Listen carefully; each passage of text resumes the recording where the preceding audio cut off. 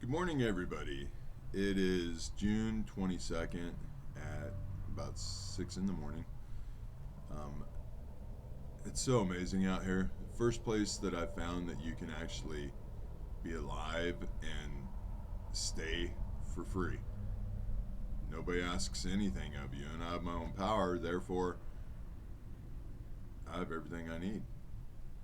Um, you get a little bit of traffic sound, semi tires on the road, but honestly, out here in this beautiful Nevada desert, the truck tires sound like this subtle breeze blowing through the mountain range.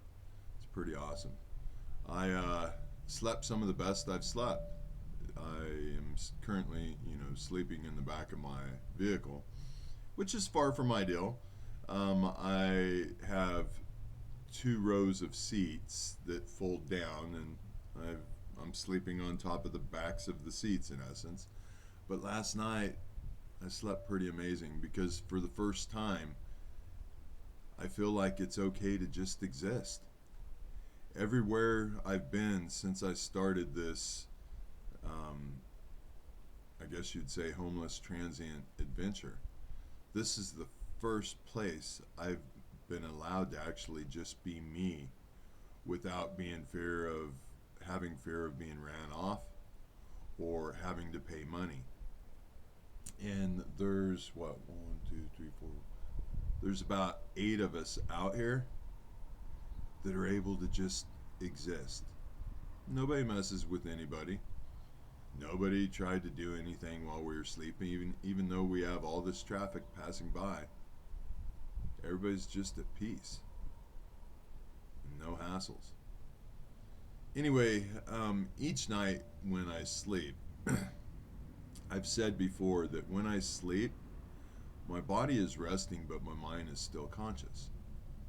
What that means is it's like I'm fully awake, like I understand and still have rapid thought while I'm sleeping. And thoughts that I had last night were one, when it comes to hearing, realize our ears aren't necessarily doing what we're hearing. Think of them more like receiving vibration, sensitive to vibration. Our entire body can hear. We're, large percentage of us is liquid. And we know that vibration travels a very far distance in liquid. Think of sonar. So now think of your whole entire body as an ear. It's all receiving the vibrations. Everything in existence is vibration. When my youngest daughter, when she was a kid, she must have been about 2 or 3, we were taking her into the hearing doctor, and they thought that she was basically deaf in one ear. And I thought, how can they possibly know for sure? Their way of testing, like, oh, raise your, do this, do that. It's a young kid. How can you even know that? So I did my own research, and I believe I found someone in Europe or somewhere that had a deaf mute child. And this man refused to accept that. And he started doing sound therapy. I believe it was with music. And eventually he noticed that his child started like moving with the beat.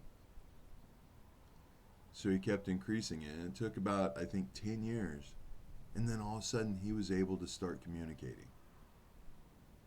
Well, when I read that story, and I had done a lot of research to find this, so if you try to find it, I hope you can.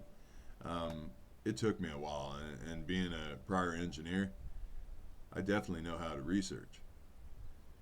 But I got to thinking, I love my daughter more than anything in this world. And whatever it takes, I'm going to do it in order to try to give her everything that she deserves. And hearing, is definitely something I felt she deserved. So what I did with Bridget was every time she would have her back to me or wasn't paying attention to what I'd do, and I believe it. I don't know which ear it was, left or right. Don't really even care because it's all about the love and how powerful the love and dedication works. But I would go behind the ear that she couldn't hear, and the reason why I point out I don't know which ear is because I don't want to say the wrong ear, because there's people out there that are doing nothing but trying to find a lie that I've created. Now, if I refer to, say, a left ear and it was the right ear, that's not a lie. What it is it's not important to me. If I say the wrong ear, oh, ooh, big E. It's not important. It's not a lie. It's still the truth. I just didn't remember exactly which ear. Make sense? Yeah. Anyway, I would go behind her ear and I'd snap my fingers when she wasn't paying attention. And it took about 6 months to a year. And sure enough, you can't tell that she has any hearing issues. And actually, it wouldn't surprise me if she went and got a hearing test and her hearing's perfect. The doc said that she would never have good hearing. Guess they kind of didn't know what they were talking about because they were going off of what they've been taught. And they were taught by a person who is non-conscious. That's why when you think of the entire medical field, there's a lot that's going to change in the near future because every ounce of it has been developed by a non-conscious human being. So there's the slightest bit of lie. And we all know there's a lot of greed in there. Look at all the pharmaceuticals. Now, once I say that, you also got to think, ancient Chinese medicine. Well, we know that, hey, it works. And we know that it has the abilities that Western medicine doesn't have. But also think, ancient Chinese, you know what? They were one. They were way more conscious than we have ever been here in the West. In the West, we use kind of the European mentality. And that is that we feel our brains know better. Well, come on, people. That's the worst thing you could possibly do, especially when the brain always looks for the negative first. What knows the truths and what has the true knowledge is your heart. Now stop and think. Once you've lived your existence, or this lifespan that you might think of, well, we know, and I've proven, time doesn't exist. Time was taught to you. Time is part of the illusion. Time zone border, you jump back and forth. You're not time traveling. Astronaut goes to space station for 1 month, comes back. To him, he's been gone 1 month. To us, he's been gone 7 months. Hello. Time is your illusion. Now stop and think. When this life is over, if you have not learned everything you've needed to learn, and everything is vibrations. So therefore, if you've not had the opportunity to recognize and deal with and learn how to be one with yourself through all the different vibrations and learn how to love everybody unconditionally, undeservingly, and your life ends, well, stop and think that you get another chance, and another chance, and another chance, and another chance. This is why we're finding pyramids under pyramids under pyramids. The cycle repeats itself. This is also why in the Bible, heaven, that you are reunited with your loved ones. Well, the only loved ones you're not reunited with are the ones who choose to cease to exist.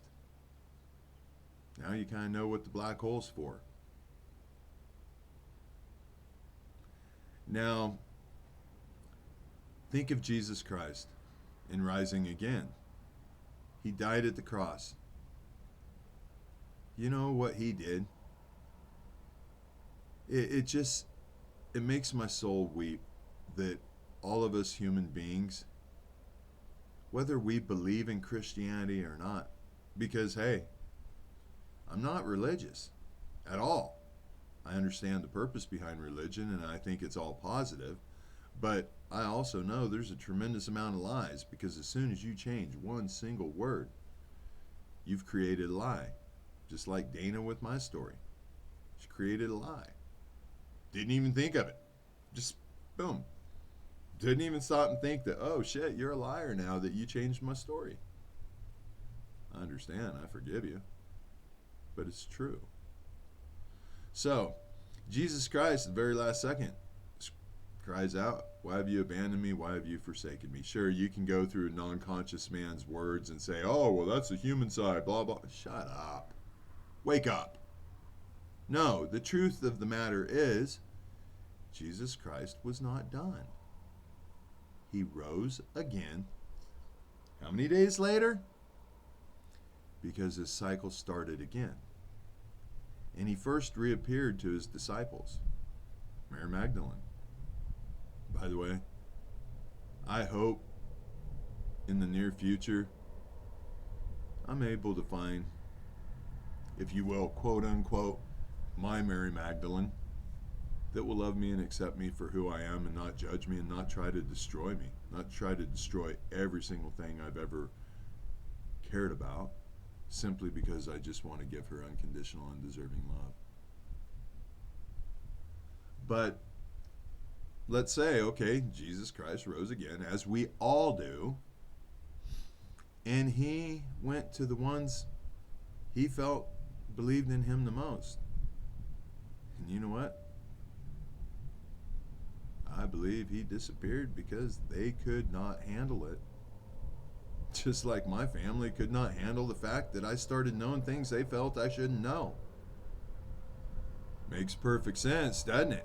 And Jesus Christ has been walking beside us all along. Footprints in the stand. Wake up, people. This is a very, very easy story to understand. Stop listening to the bozo next to you that's the negative feeding the negative. Use some common sense. It's black and white. It's truly positive or negative. Now stop thinking, isn't that amazing? All this guilt, all this horrible torture, all the demonistic parts of life, that if you work through your shit, eventually you get something totally beautiful out of it. Once you wake up, it all makes perfect sense. Sure, you can choose to ignore what I'm saying. You can choose to stay in the illusion because of you don't want to lose your comfort. Hey, trust me, I got an example of someone who doesn't want to lose their comfort that reminds me on a daily basis how restricting comfort truly is to us. This is why I'm forcing myself to sleep in my vehicle. I mean, you guys know by now, surely, that I have hundreds of thousands of dollars supporting me. But I choose to sleep in my vehicle, in the back of the car seats. You know why? Because I don't need. I'm one with my God. You might think I'm self-punishing. Okay, negative first, go ahead and call it that. Now, look at the positive first. It costs me nothing to be one, to sleep, to exist. And it costs me nothing to be able to tell you guys the truth, to show you unconditional, undeserving love. And why is that? Because I love myself unconditionally, undeserving. And if I don't show you unconditional, undeserving love, then I'm feeling sorry for myself, which pulls me away from my God. It's so clear. It's so easy. I'm no one to be worshipped. All I want you to do is wake the heck up, because it's easy. And if we wake up, you better believe we can stop the war that's at our doorstep. We can create world peace. I already know exactly how to, in essence, create heaven on earth. That there is no need for currency. There is no need for greed. I know pain is an emotion. Your loved ones, look at them. Yes, you will be reunited with them, because once we get everybody to wake up and the cycle quits repeating itself, they're going to be here as long as they can hold on long enough not to commit suicide. Prove anything. Prove one single thing that says I'm not speaking the truth. You can't. I can find a million things in the Bibles that say I'm speaking the truth. A million might be an exaggeration, but I exaggerate because you and the illusion, wow, that is one huge exaggeration. And as you all know, sometimes to deal with the serpent, you must speak like a serpent. I'm not the Antichrist. I'm not someone meant to be worshipped. All I want to do is give you guys unconditional, undeserving love. That's the truth. I want nothing. I don't even want you guys to know my name, because you've proven to me that you can't handle it. Your brain wants to destroy something that might challenge it. Something that might prove to your brain that it has a tremendous amount of lies in it that it needs to let go out of love for yourself. Look at this view. We look at the high desert as desolate land. This is all Indian reservation out here. And first place I found that I can be without owing anything. Go figure. The Indians knew that nobody owned anything. And here I am now in the middle of nowhere, in extreme beauty and peace. Yeah. It all just kind of makes sense. And all you have to do is start waking up and let go of the lies, let go of feeling sorry for yourself, let go of the comfort, the greed, and be afraid to be scared. Be afraid to have a way of thinking that you're not used to. You know what? I guarantee it, first time Jesus Christ walked on water, for a millisecond he thought, oh boy, I hope I can do this. But then instantly he had the knowing, because he was one with his Father. Kind of like how when I stuck my hand in the bacon grease, how I roasted my arm in the fire and not even a hair burned. I just knew. Kind of like now, selling my home, everything. That I knew I'd be okay. I just knew. And the less I thought and the more I did and just went with my heart, the better everything became. Please, people, I beg you. And only thing I beg you is to love yourself and start finding the positive in every single thing. As you do, I assure you, there's going to be times you're going to be giggling like, holy shit, it really is this easy. It's not torturous. It's not painful. It's amazing. All along, your God has wanted you to do this. All along, you've had this ability right at your foot, right at your feet. Because guess what? You've been right at God's feet. All you got to do is wake the hell up. And what's the definition of hell? Prisoner of your own guilt. And old Satan that we want to think is so horrible and tremendous, well, guess what? He's God's best angel. That's why he was put in charge of tormenting you, challenging you, getting you to do horrible things. Because when you do, and you see the results of your sins, It gives you more consciousness. It wakes you up more. Now think back. Some of the best people you've met in your entire existence have gone through some of the worst experiences in their life. They gained more consciousness and they become one with their God. It's literally that simple. Prove to me otherwise. You can't.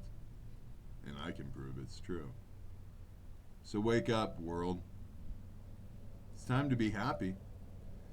Those of you who are starting to wake up, please, make a comment or send me a private email to trentsuingisoneword@gmail.com.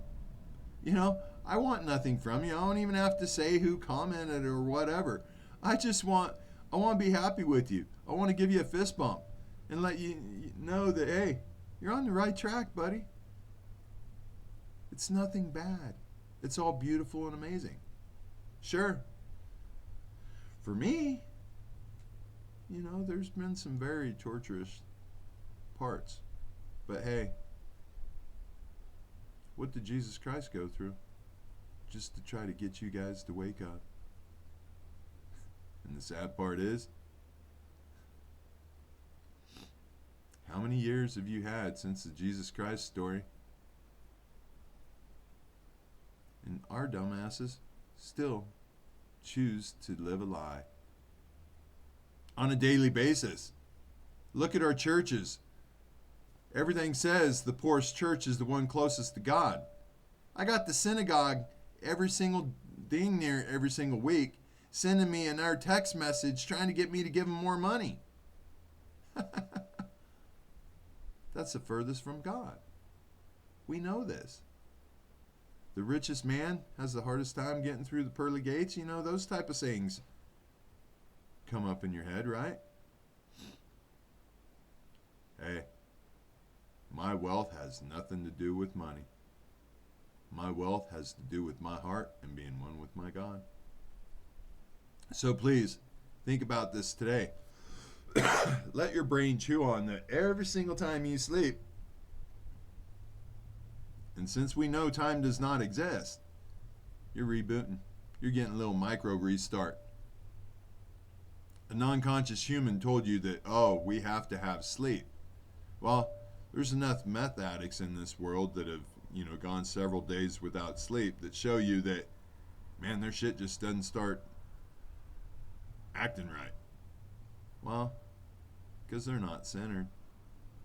If they were centered, imagine if somebody was to use methamphetamine that was a meditative person and used all that energy that they're concentrating and pulling out of their body to center themselves. Now that would be something worth looking into. Because instead they're pulling all this energy out and not knowing what to do with it. So if you are addicted to methamphetamine, please do me a favor. I'm not asking you to stop cold turkey. I know it's not possible for you. But I do ask you, the next time you get high, please put like 108 Deepest Alms on Spotify. Put some monks chanting, anything positive vibrations on in the background. Go in a room with very peaceful, even psychedelic, tapestries, and just sit and concentrate that energy with your eyes closed on your inner self. And I bet you your God helps you figure your shit out. Pure truth. Anyways, I love you guys. Stay positive. I know it's going to get better. I assure you, those of you that don't wake up, it's going to get tremendously worse before it gets better for you. But if you love your God, you're not far from being one with Him. Time doesn't exist, so I know it's right around the corner. Have a great day. Bye-bye.